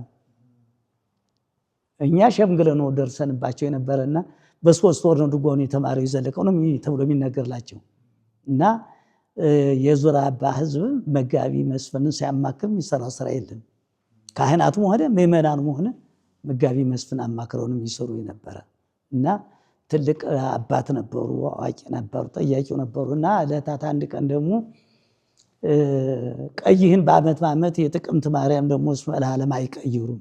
እኛ ቅንዋት ሲሆን ነው የምንለው፣ እነሱ ግን ዘወትር ነው የሚሉ። ይህን የምትሉ ምንድነው ብዬ ጠየኳቸው። እነሱ ቀይህን በዘወትርም በዘወትር ነው በቅንዋትም በሰንበትም ቀይህን ሳይቀይሩ ነው የሚሉ። ይህ የሚሆነበት ምንድነው ብዬ ስጠይቃቸው በአፄ ሰርፀ ድንግል ሙግት ነበረ። ገዳማ ትገደማለች አትገደም በሚለው ነበረ። ያን ጊዜ አስወስነው አባቶቻችን የመጡበት ዘጸገየት በማይከል አስዋግ ብለን ያችንን የረታንበት ማስታወሻ ናት ተብሎ አባቶች ያቆዩን ማን ለውጥበት ብለው ስለዛ አይቀየርም ብለው ነግረውኛል ማለት ነው። ማን ቀየረው ነው ብለው ነግረውኛል የመጋቢ መስፍን ማለት ነው። እና የእንታ ጓንጉልን ልመልስልህና ያችን ገንዘብ እዚያ ቤተልሔም ዘውሪያ በምህላ ዮሐንስ መጥቼ ሳለስ አናገራቸው ሰምቱ ሹክሹክታ መጋቢ መስፍን ይሰማሉ። አንተ ክብረ ቅዱሳን አሉ መጋቢ ብርን አልሰጠህም? ኧረ አልሰጡኝም። ይሁን ባለፈው ቀጠሮኝ ነበረ አሁንም አልሰጡኝም። ዘውዲያ መጋቢ አሏቸው። መጋቢ መጋቢ ዋጉላ የክብረ ቅዱሳን ብር ማሰጠው ምንድነው? አሁን ስጠው። አሁን ታልሰጠው ግን በማህበሩ ትያዛለህ አሏቸው። ያን ጊዜ ገሌ አበደረኝ አሉና አንዱ በደረው ሰጡኝ። ያንቺን ጊዜ እኔ ያን ጊዜ በኋላ ግን እንዲያችን ሳልመልስ ገንዘቤም ቢሆን ሳልመልስላቸው የተቀበልኳቸው ቸግሮኝ ነው ወደ ቤተል የሚወርድባትና በመሄዳቸው አዝናለሁ። ያችን ይሄን ታጓጉል ቢቆረቆረኝ ያችን ገንዘብ በመቀበሌ ምን ብሬ ቢሆን ያቺ ትቆረቆረኛለች ሳልመቀበሌ። እዚህ ተመጣው በኋላ እጥፍ አድርጌ መልሳት ብመረቅ ጥሩ ነበር። ያችን ማስታወሻ ሲቆረቁረኝ ይኖራል ማለት ነው። እሺ እንታ አሁን ደግሞ ወደ ቤተልሔም ቆይታው እንሂድና እስቲ ቤተልሔም በድርቁ ጊዜ ዙር አምባ ቆይታችሁ ከዛ በኋላ ነው ወደ ቤተልሔም የገቡትና እስቲ ቤተልሔም ቆይታችሁ ምን ይመስላል የሚለውን ምስክርም የእንታ ጥበቡ ነበሩ። ከእሳቸው ጋር የነበራችሁ ቆይታ ምን እንደሚመስል አንሱ። አይ ቤተልሔም ገባንን ደህና ጊዜ ነው የገጠመን። ያ ፈተናው ጊዜ አልፏልኝና ጥሩ ነው የነበርነን። እንዲያውም ያን ጊዜ እኛ በነበርንበት ጊዜ 65 አድራሽ ነበረ። ዘመኑ አልፎ ማለት ዘመኑ አልፎ ቤተልሔም በአፄ ምኒልክ ጊዜ ነው አንድ ጊዜ እንደዚህ ያለ ሆኖ ነበር እንጂ እንደ ዘንድሮ በዝቶ አያውቅም እያሉ ሲነገርበት የነበረው ጥሩ ዘመን የነበረ ብዙ መምህራን ነበሩ የነበረበትና ቤተልሔም ስንኖር ጥሩ ነው የነበረ ጊዜው ማለት ነው። እና ቤተልሔም ያን ጊዜ ማህበር አድራሹ ማህበር ይጠጣል። የእመቤታችን ማህበር እንጠጣለን። አድራሹ ደግሞ አንድ ጊዜ ሳይከፍል አይሄድም ነበረ። የእመቤታችን ሳይደርሰው አይከድም። እና በዛን ጊዜ ይህ ሲሆን አድራሹ ደግሞ ምን አለና ገንዘብ ያዡ ነበረ። ገንዘብ ያዡ ላይ እንደ ቅናት መጣ። ገንዘቡ እየተበላ ነው እና ገንዘባችን በማህበር እያዛሉ እና እኛ በመጋቢት ገብተን በግንቦት ወር ገንዘብ ያዥ ማን ተመረጡ? የእንታናው ተመረጡ። ካሳ የሚባል ነበር የእንታ ጥበቡ የልጅ ባል ገንዘብ የሚይዘው የእመቤታችን የማህበሩን ገንዘብ ወደ እዚያ ወዲያ በዚያ የተነሳ ለየንታ ናውሰናይ ሲሆን የእንታ ጥበቡን ሰዎች ጸድቅ ባዮች ተንኮለኞች እኛ እንግዳነን ጸጋና ክብረ ቅዱሳን ነው እንዲህ ብሎ እንዲህ ገንዘቡ እንዲነሳ ካሳ እየበላው ነው ብሎ ያሉ ብሎ ውሸታቸውን ነው። እውነት ያለፈ ነገር ነው። እግዚአብሔር የሚፈርድብናል ስለ እውነት ተሆነ እሳቸውም ደርሶበት ይቅርታ ጠይቀውኛል። እንታ በዚህ ለካ ተቀይመውኛል። አላ የስብከት እሞሪተ ሙሴን ጃብሏቸው አንሳሉ አይኔታ በአርባይት እኮ ንሽ የለው አይነሳም ንሽ የለውም ምዕራፉ ነው እንጂ የሚነሳ የአርባይት ምልጣን አይነሳም። ይነሳል በቤተልሔም አሉን። እዛ ወዲያ ተቀብለን ተነሳ። እሞሪተ ሙሴን ግራ ቀኝ አንስተን አለን። ኋላ ቆይተን በሆሳዕና ደግሞ ወዲያውኑ በሆሳዕና ደግሞ ዝም ብሎ ሊባል ሲል አንሳ እንጂ አሉኝ። እኔ ንሽ ያለው አይደለ የለውም እኮ የአርባዕት ንሽ የለውም። የስብከት ነው ወይ እንዴ? የስብከት ብቻ ነው ንሽ ያለው የአርባዕት የስብከት እኮ ይነሳል ብሎ ያስነሱን አልኋቸው። በዚህ ያቺ ማስታወሻውንና አርባዕት የለውም ብሎ ስተታቸው በዚህ ተማምነናልና ዘወዲያ ስንኖር ጊዜያቸውን ደረሰና በ80 ዓመተ ምህረት ለወጣ ስል እሳቸውም ማየትም ተሰጡኝ። ቆየሁና ልሰናበታቸው ስል የአባታዊ ምክር የመከሩኛል የኔታ ተክለ ማርያም ነው የምላቸው የእንታ ጥበቡ ስማቸው መጽሐፍ ስማቸውና የእንታ ጥበቡ ልጆች አሉ አሁን እንደሄዳችሁ ቤት ሳትሰራ ገንዘብ ሳትይዝ አትበሩ። እኔ በ40 ብር ነው ልጆችን ሁሉ 7 ልጅ ያሳደኩት በ40 ብር ደሞዝ ነው። ምንድነው ማደርገው? በጥር እህሉ ሲረክስ እህሉን እሸምታለሁ። ልብስ ደግሞ መገዛ ደግሞ በጥር አልገዛም። በጥር ለልጆች የሚለብሱትን በሐምሌ ገዝቼ በሳጥን አስቀምጣለሁ። አላሳያችሁም። ጥምቀት ነዳለን ሲሉ አውጥቼ እሰጣቸዋለሁ። ሲረክስ ልብሱም ሲረክስ እህሉም ሲረክስ እሸምታለሁ። ሲወደድ አቀናለሁ። ለቀለቤ ደግሞ በክረምት በበጋ የገዛሁትን በርካሽ የገዛሁትን አቅንቼ ብሬን ይዛለሁ መሸመቻ። እና እናንተ ብልሃት ነው እንጂ በትንሽ ነገር ብልሃት አላችሁ መስተዳደር ትላላችሁና ቤት ሳልሰራ ገንዘብ ብዙ ሳልይዝ እያላችሁ ጊዜያችሁን አታባክኑ የሚል ምክር መክረውኝ ነበር። የእንታ ጥበቡ ማለት ነው። እሺ እንታ አንድ የምናነሳው ቤተልሔም እያላችሁ አድራሾች ታላላቅ ሊቃውንት ነበራችሁ። እነ የእንታ ሐዋዝ ከእርሶ አድራሽ ነው እንደነበሩ እነ የእንታ የተባረክ ባለፉት እነ የእንታ ይመኑ እዚህ ጎፋ ገብርኤል የነበሩት እሳቸውም በኋላ መጥተው ነበርና አብረን ነበር። እነሱን እስቲ የአድራሽ ማን እንደነበራችሁ እሱን አንሱ። እነ የእንታ ይትባረክ፣ እነ የእንታ ጽጌ፣ እነ የእንታ የኔታ ሐዋዝ፣ እነ የእንታ ኪነ ጥበብ፣ እነ የእንታ መልኬ፣ እነ የእንታ ተስፌ፣ እነ የእንታ መንክር ደግሞ የእንታ ወልደ ሰማይት፣ የእንታ ፍስሐ፣ የእንታ ምህረት፣ የእንታ ጸዳሉ፣ የእንታ ጸጋ ይሄ ሁሉ ነበርና የእንታ ወደ 65 ነው የነበረው። እነ የእንታ ጌራም ታዋቂ ሰው ነበሩ። ትልቅ ሰው አቋቋም መምህር ዝማሬ ማድረሰው አዛው ገብቶ መጀመሪያ 7 ዓመት ስምራ ጊዮርጊስ አስተምረው ነው ቤተልሔም ይሄዱ። እስቲ የእንታ ጥበቡ አሁን በአሁኑ ሰዓት በአዳማ የሚገኙት የእንታ ይትባረክ ምስክር ከሰጧቸው በኋላ አንድ የተፈጠረች ነገር አለችና እርሱም ያኔ ኖሮ ታዝቧታል ነገሯንና እስቲ እሷን ያጫውቱ። አረ እሱማ የእንታ ይትባረኩ እኮ ጉቦም አይደለም ጊዜያቸውን አድርሰው በእውነቱ ሊቅ የሚባሉት አንድ ሊቅ ናቸውና ምርቃት በረከት ብለው ነበረ እና እሳቸው ቤታቸው ወደ ሲያበቁ ሲሰናበቱ ሲሉ አንዳንድ ብር ናትና ያችንን ሲያበቁ ስጠኝ ሲሉ ሲሊቀበሉ የሚቀበሏቸው መስሎና በለዚያ ማይበሩ ተመርቀህ ነው እዚህ አስመርቄ አቡነ ዘበሰማያት እኔ ብቻዬን ብደግምልህ አይሆንም አስመርቄ ነው የምቀበልህ እና በልብሱ ቋጥረው አሉና አስቋጠሯቸው በወጀሪያቸው ጫፍ።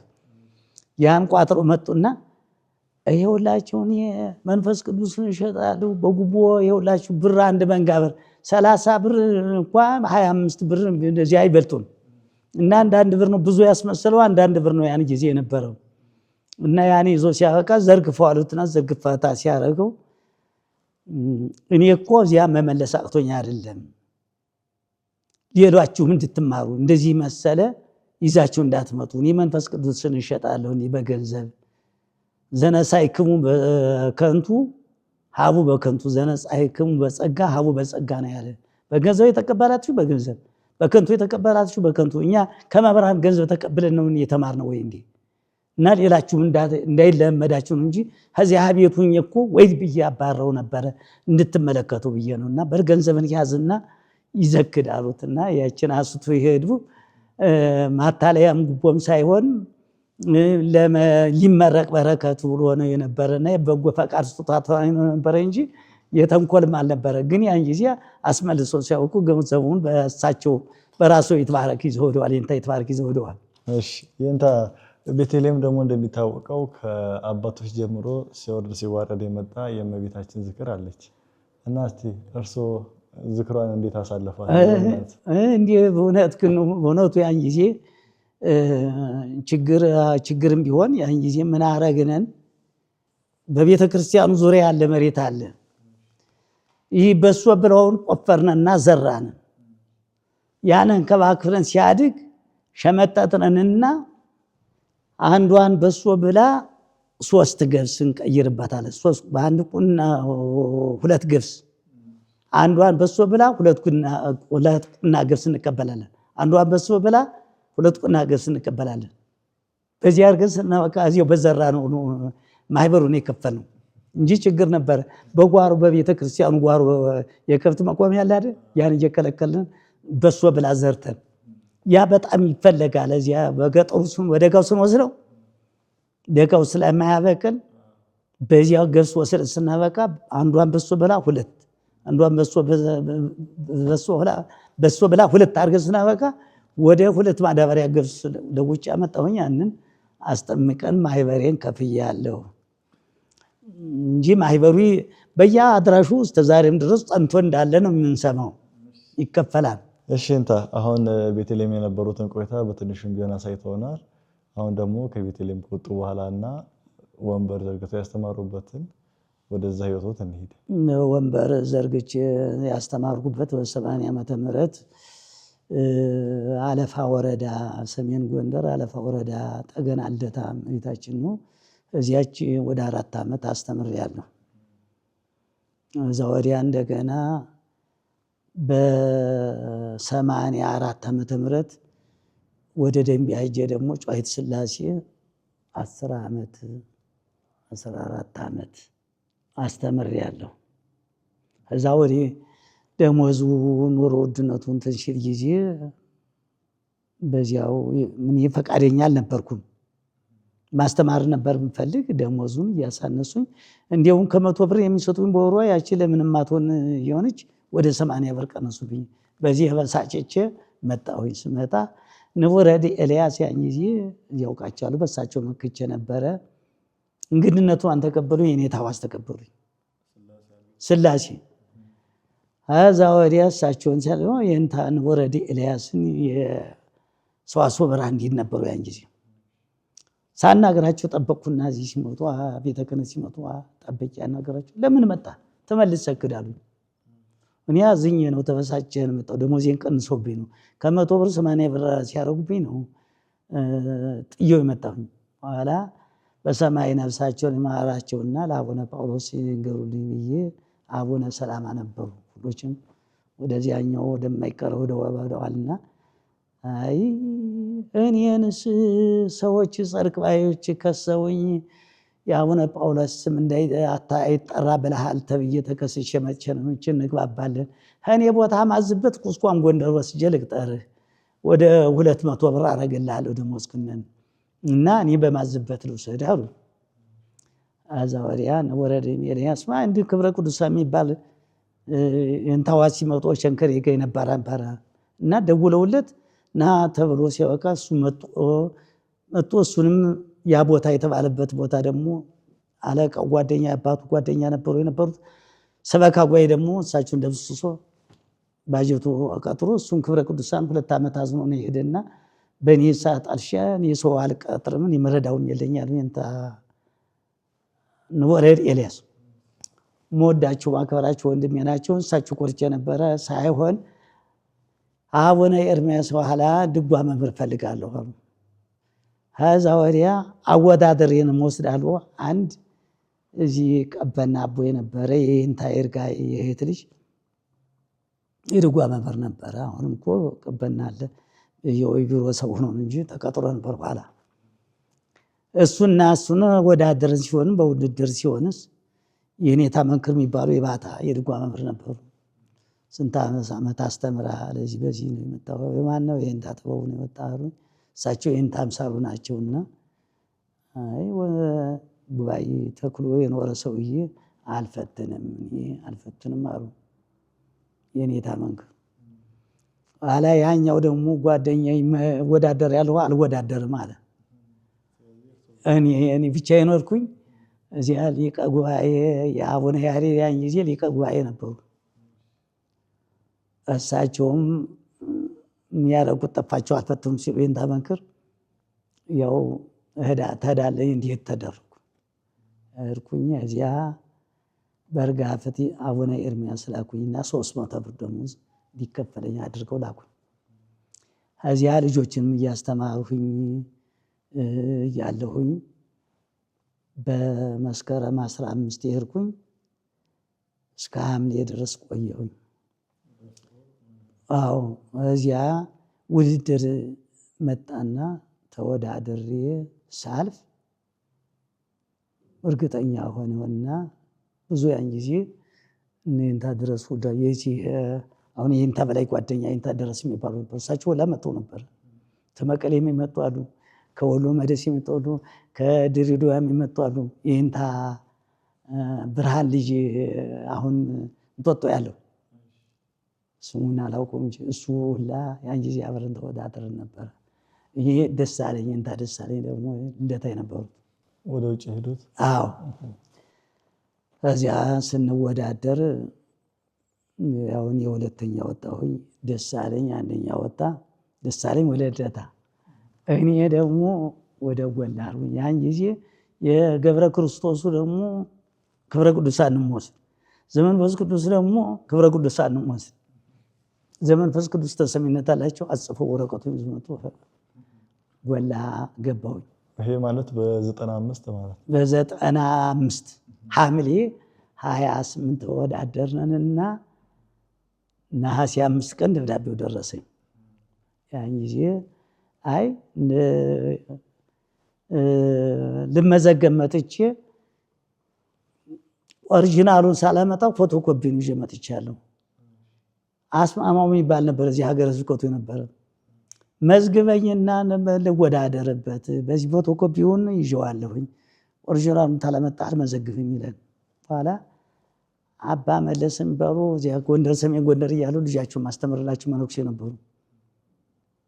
እሳቸው ምን ሆነ ነው ብለው ሲስሙኝ እንደዚህ ሆነ። በቃ ዛሬያ እኔ አናግረዋለሁ። ሲያናግሩት 5 ብር ሲሰጡት መዘገበኝ እና አይቼዋለሁ። በነገታው አይቼዋለሁ እላለሁ። አምጥቼው ነበር ትላንትና በል እንጂ መዝግቤ በነገታው ደግሞ ስጠራ ደግሞ ስም ጠሪው ደግሞ ምን አደረገ? ዘለኝ ሄደ። እኔ 12ኛ ነኝ የነበሩ። እኔ ስሜት አለፈ ለምን ነው ብዬ ዝም ብሎኝ ሄደ። አሁንም ደግሞ 5 ሰው ነው የሚገባው። አሁንም በሁለተኛው ነገሩት፣ እምቢ አለኝ። ኧረ እኔ ካፍቼ መግባቱ ደግሞ ፈራሁኝ። ሕግ ታስገባ መባላል ነው። ኋላ ታች ያሉት ወረዳ ቤተ ክህነቱ እና ሀገረ ስብከቱ አንድ ላይ ነበር። እሱ ትላንትና መዝግበው የለ አዎ አሁን እኮ ዘኬ ሰበራ ብሎ የለም ብሎ ነው የሚሉትኝ እና አሁን ሄዳ ይውጡና ይጠባበቁ እንጂ ምንድን ነው ሲሉ እጄ ቁጭ ስል ወጥቼ አንተ ክብረ ቅዱሳን የሚባል ሰውዬ ወትዶ ነው ስም ጠሪው የለም ሲል እራለሁ አሉኝ። ቁጭ በል አሁን ልታልፍ ነው እዚህ ሁላ ሰው አለኝ። ወዲያ የመጨረሻው ሰው ይወጣን የመጨረሻ ነው ይገባውና ወትደው ነው አሉኝ። አይ እኔ እህልም አልቀመስኩም ሻይም አልቀመስኩም እንዳለሁ እንዳደርኩ ነኝ። የትም አልሄድኩም። በ2 ሰዓት የመጣሁ ነኝ እኔ እና እንዴት ነው ስሜት አለፈ ብዬ ብለው እምቢ አለኝ። 2-3 ጊዜ ነግሬዋለሁ፣ 4 ጊዜ ነግሬዋለሁ እምቢ አለኝ እና ጋፍቼ መግባቱን ብዬ ነው እንጂ የትም አልሄድኩም አልኋቸው። እዛ ወዲያ ወደ ጥያቄው ታምንበታለህ አሉን። ጥያቄውን ወደ ጥያቄው ገባንን። እዛ ወዲያውኑ አይ የደከመ ሰማ ያስታውቃል፣ አሁን ውጤቶትን እንዳይሸጡበት ወዲያው ሩቅ እንዳይሄዱ አሉኝ። እዛ ወዲያ የኔታ ሐዋዝን ሳናግራቸው አይ እንግዲህ አልፋሃል ማለት ነው አሉኝ። አልፋሃል ማለት ነው እና ያንጊዜ ብዙ ሰው ነው ስብስቦ ነበር መብራት ለሱ የሚፈለገው 3 ሰው ነው፣ ግን የመጣው ብዙ ሰው ነው እና እዛ ወዲያ እንግዲህ አልፋሃል አልወት በኋላ ርዕሰ ደር ማርያም በበነገታው ማክሰኞ ቀን ሆኖ ረቡዕ በዚህ ቅድስት ሥላሴ አዲስ አበባ የሞተ ሰው ነበር፣ ውጭ ቤተ ክህነት ሰው ያቃበ ሲመጥ እንዴት ነው እንዲሁ ክብረ ቅዱሳን ባርዞ አይ ወይ አንደኛው የሁለተኛ አልፏል ክብረ ቅዱሳን ብሎ ርዕሰ ደር ማርያም ለኔታ ሐዋዝ ነግሯቸው የምስራች አለኝ። የኔታ ሐዋዝ አልፋል ተባልኩኝ። እዛ ወዲያ እንደተሉትም ያው ሁለተኛ ወጣሁኝ። አንዱ ደግሞ ክቡር አድማሱ የሚባሉ አሁን ቦሌ ያሉት እሳቸው 3ኛ ወደ ገብረ ክርስቶስ ሄዱ። እሺ እንታ ወደ ጎላ ሚካኤል ቆይቶት ከማንሳቴ በፊት ግን አንድ ጥያቄ የሚፈጠር ነገር አለ። እንደነገሩኝ አባቶትን በልጅነቶት ነው ያጡት እና አያቶት ጋር ነው ያደጉት። ክብረ ቅዱሳን የሚለው ስም ማን ሰየሙት የሚለው ጥያቄ አለና አይ እሱስ ትምህርት ቤት ቅኔ ቤት ነው። ቅኔ ቤት ነው። አንዱ መርሐ ጽድቅ ብለው የነበረ እዚያ ቅዳሴ ቤት የነበሩ አንድ መምህር ቅዳሴ መምህር የነበሩ መርሐ ጽድቅ ብለው የነበረ በኋላ ግን ቅኔ ቤት ስነድ ክብረ ቅዱሳን ተባሉ። እዚያ አንስቶ ሲባል ዙራ አባ እንዳልከው ክብረ ቅዱሳን ነው ማህተሙ የተሰጠኝ። ወደ ቤተልሔም ስነድ ደግሞ የማነ ብርሃን የሚባለው ጓደኛ ነበረኝ። ስማችን ቀይር አለኝ። እኔንም መዝገበ ብርሃን አደረገ። የእሱን ደግሞ የማነ ብርሃን ተባለ። ያን ስንቆይ ስጠራ ከዚህ ላይ ማህተሙ ክብረ ቅዱሳን ደረበ ይላል። ያኛው ደግሞ መዝገበ ብርሃን ክብረ ቅዱሳን ደረበ ሊል ነው። ማህተሙ ሊጣረስ አይደል ብዬ የኔ ስሜን በክብረ ቅዱሳን አስደረግኩት እንጂ ይሄ ትምህርት ቤት ነው እንጂ እናት አባቴ የሚሉኝ የሸዋስ ነበር። የአባቴ ወጣልኝ እንደተወለድኩ 2 ዓመት ሊሞላኝ የሐምሌ አባ ነው የሞተ አባቴ። እሺ እንት አሁን በመቀጠል የምንሄደው የጎላ ሚካኤል ቆይታዎትና ጎላ ሚካኤል ውስጥ ያጋጠመው ጥያቄና የመጨረሻው ጥያቄ ነው የቀረና ይህን ከማንሳታችን በፊት ግን ዘመኑም ዘመነ ክረምት ስለሆነ አንድ ቃለ እግዚአብሔር ያዜሙልንና ወደ መጨረሻው ጥያቄያችን እንሄዳለን።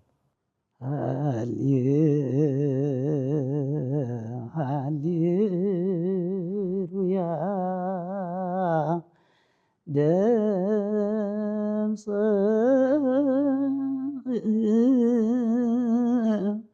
ገሪሁ ለዝናም ሶበ ይዘንም ዝናም ይጸግቡ ርሁባን ደምፀ ገሪሁ ለዝናም ሶበ ይዘንም ዝናም ይትፌስሑ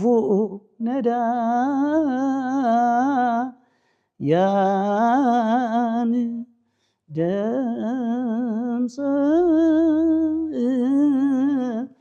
ገሪሁ ለዝናም ወሰራ ሰንበተ ለሰብእ ረፍተ ደምፀ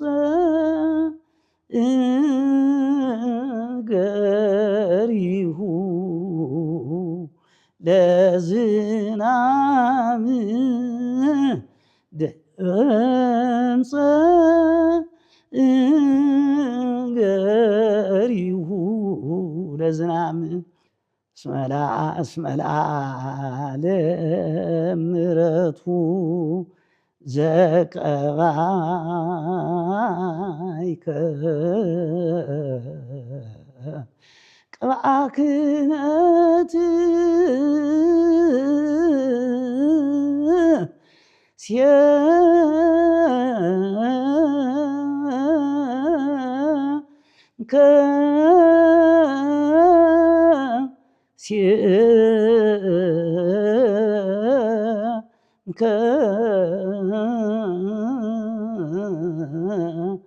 ሲየምከ ጳጳሳ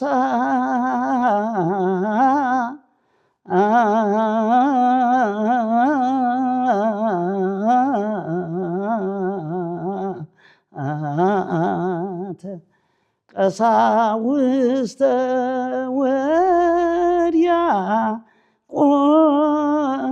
ወዲያቆናት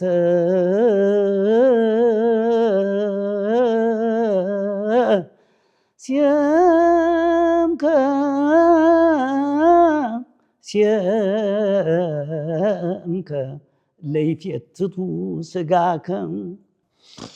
እሺ እንታ ቃለ ሕይወት ያሰማልን። አሁን ደግሞ ወደ አዲስ አበባ ወደ አሳለፉት ቆይታ እንምጣና አዲስ አበባ ከመጡ በኋላ በጎላ ሚካኤል ነው አሁን እስካሉበት ድረስ ያሉትና እስቲ የጎላ ሚካኤል ቆይቶት ምን ይመስላል? 95 ከመጡ አሁን ወደ 23 ዓመት አካባቢ 23 እየሞላኝ ነው። እስቲ የጎላ ሚካኤል ቆይቶት ምን እንደሚመስል እናንሳ። ጎላ ሚካኤል መጣሁኝ እንግዲህ በ96 አንድ እላለሁ። 95 ነሐሴ ወር ነው የአንድ ወር ደሞዝ ነው የበላሁኝ እንጂ 96 አንድ እላለሁ። እዛ አንስቶ እስከዛው ድረስ ያን ጊዜ በመምህርነት ተወዳድሬ ያለፍኩና በመምህርነት ሀገረ ስብከቱ ላከኝ። ሲልከኝ እንደገና አለቃው ደግሞ በመዘምርነት ተወሰዱኝ። በኋላ ሟግተው ገብረ ክርስቶስ ተወሰዱኝ። በኋላ በመዘምርነት ትሰራ እንደሆነ ነው እንጂ በመምህርነት አልቀበልም አሉ። ዘመንፈስ ቅዱስ ነበር አለቃው ያን ጊዜ። እኔ ደግሞ ከኪሴ ገንዘብ የለኝም። ስሰደድም ባለቤቴን ይዤ ተሰድቼ ነበር። ኪሴ ነበረች በርጋፈት የ3 ወር ሰጠውኝ ነበረ። የነሐሴ ወር ቀርታ ነበር። የነሐሴ ወር ደግሞ የ3 ወር 300 ብር ነበር ከፍያትን መልሼላቸው ነው የመጣው። ከዚህ ገንዘብ የለችኝም፣ ምንም የለኝም። ኋላ አይ ሰውየው ጉልበታም ናቸው፣ ዛሬ አልቀበልም ቢሉ ገና ፈልጎ እስከምገባ ድረስ ስንት ትደርሳለህ? ደሞዝ ግን ከመምህራን አላሳንስህም፣ ግን መምህርነቱን ለሌላ ሰው ተሰጥቶታል አሉ። ደብዳቤው የድጓ መምህርነቱ እንድሰራ ነው። ዛሬም ያለኝ የዛው ነው ሀገረ ስብከቱ የሰጠኝ። ከዛ ወዲያ በመዘምርነት ፈረምኩ ይላል ክስ። በመዘምርነት ፈርሜ ስንወር ከዛ ወዲያ ለዚህ ያለ ድጓ መምህር ለሰጡት ሰበካ ጉባኤም ነበረ። ያን ጊዜ እኛ ስንወዳደርም ነበረ። በወጣው ሊቅ ነው ዶክተር በእውቀቱ ይባላል። ለሱ ሰጡት መምህርነቱን። ከዛ ወዲያ ሲባል እንደገና 97 ምርጫ ሲመጣ ጽድቅ ባዮች ደግሞ በእውቀቱን ቅንጅት ነው ብለው ከሰሱትኝ። መምህር በእውቀቱ ያን ጊዜ ይታሰራሉ። ወዴት ሄዱ? ወደ ደስ ይዟቸው ወደ በኋላ ማን ይመጣሉ? መምህር ሰሎሞን አባይን አመጡ። ከዛ ወዲያ እኔም ዝም ብዬ ድምፅህን አጥፍቼ ነው የምኖርና በኋላ ከሰሎሞን ጋር ሲጣሉ ይህን ሰውዬ በድያለሁ እና መምህርነቱን ሊመልሱልኝ ሊሰጡኝ ሊጽፉልኝ ሲሉ ህዝቡ ጋር ተጣልተው ነበርና ተካሰው ይሄዳሉ። ወደ አማኑኤል ሲሄዱ እኛ መደን ሸኘናቸው ትናልና እዛ ወዲያ እኔ ደብዳቤን ሰበካ ጉባኤ ሲሄዱ አለቃ ወልደ ጊዮርጊስ የሚባሉ መጡና እሳቸው ሳሳያቸው አዘኑ። ሰበካ ጉባኤ ያውቅ ነበርና መምህርነቱን የእንታ ስምረት የሚባሉ ነበሩ፣ የእንታ ካሳ የሚባሉ ነበሩ። የድጓ መምህራኖች የእንታ ሶሎሞን መጣው ነበረ። የእንታ ሶሎሞን ምን አሉ? ጩኸቱን ንብረት ክፍል ይሻለኛል አሉና የእንታ ወልደ ጊዮርጊስ ሲመጡ ንብረት ክፍል ገቡ። መምህርነቱን በእውቀቱ ቅያሬ መጣው የነበሩት። እዛ ወዲያ እኔ እኮ እንዲህ ነበር ብዬ እዚያም ወንበር አልፈታው ማስተምር ነበረ። ተገባው አንስቼ ሰበካ ጉባኤ የእንታ ስምረት ምክትል ነበሩ። መምህርነቱን ሰበካ ጉባኤ እንደገና ለኔ መለሰልኝ። እዚያ ወዲያ የእንታ ወዲያ የዘመንፈስ ቅዱስ በጣም ተቆረቆሩና በሆሳዕናን መራታውን ሁሉ አንተ ለምትመራት ብሎ ደብዳቤ አጽፈው ሰጡኝ። የእሳቸው ሊያንሳፏቸው ነበር፣ ባይነሱ ነበር። የእንታ ሰሎሞንንም ሊያንሳፏቸው ነበረ። በምን ነገር እንደተጣሉ ጥላቸውን አናውቅም።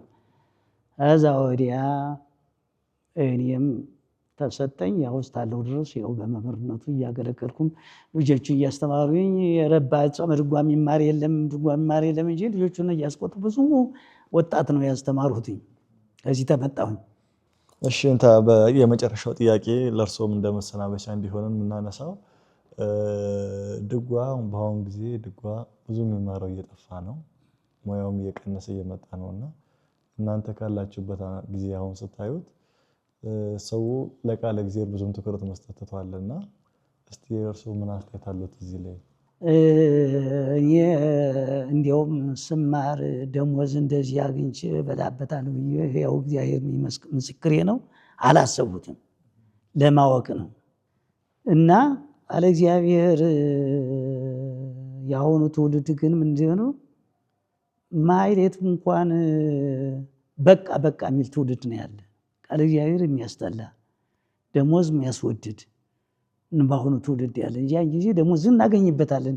የእንታ መንክር ድጓ የተማርኩባቸው ሰውዬ 50 ብር አቡነ መርቆሬዎስ ደሞዝ አወጡላቸው። ለእነ የእንታ ሄኖክ፣ ለእነ የእንታ አረጋወይን፣ ለእነ የእንታ መኮንን፣ ለእነ የእንታ ረዴ 50 ብር ሲወጣ ለእነ የእንታ መንክር ደግሞ ግጮ መንክር ደግሞ 30 ብር፣ ለእነ የእንታ ፈወርቅ 30 ብር የዝማር ማሲት አዘዞ ነበሩት። ለእነሱ ሲያወጡ እነሳቸው ምን አሉ? አቤት እናንተ እኮ ትደርሱበታላችሁ፣ ገና የእናንተ ደሞዝ በቁጥር ያታከታቸዋል ብለዋል እንጂ እኔ ስቀጠር የነበረ ጨዋሂት ስላሴ ስቀጠርም 50 ብር ነው የተቀጠሩት። ስማርም መጀመሪያም ስማርም ደሞዝ አገኛለሁ፣ ቤተክርስቲያን ቀጠር ደሞዝ በላበታለሁ። ሰው ያወቀውን ለማወቅ ነው የነበረንን ጊዜ ያን ጊዜ እኔ አቋቋም የተማርሁት 2 ዓመት ነው የደከመው ድጓ ተምሬ ስለሆነ 2 ዓመት ነው የደከምሁበት እና አሁንም እግዚአብሔር እውቀቱን ሰው አልቀነሰብኝም። እንደ ሰው እያገለገልኩ ነው ያለውና የአሁኑ ትውልድ ግን እግዚአብሔር እንደው ተቀይሞናል ብዬ ነው የማስበው። ሁሉም ትኩረት ያለ ገንዘብ ነው እንጂ ለቃለ እግዚአብሔር ጠይቆ ለማወቅ የተሰነካከለውን ቀለም ያልገባንም ከአዋቂዎች ጠይቆ ለመረዳት ይከብዳል። እንደምንለው ማስታወሻ የምናደርገው ምን ተጠየቀኝ ዘንዳ ለምሳሌ ያህል በልምድ ዜማት የተበላሹ ዘራቸው የተበላሹ አሉ።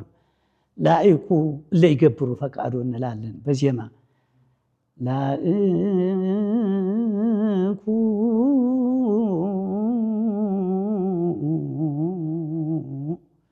ታልነ ዘይገብር ብንሉ ጥሩ ነበር። ላይኳልና ላይካኑ ምን ዳዊቱ ላይካኑ ነው ላይካኑ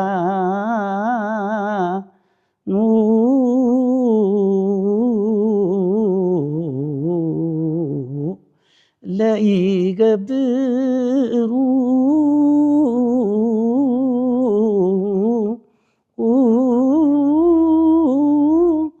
ፈቃዶ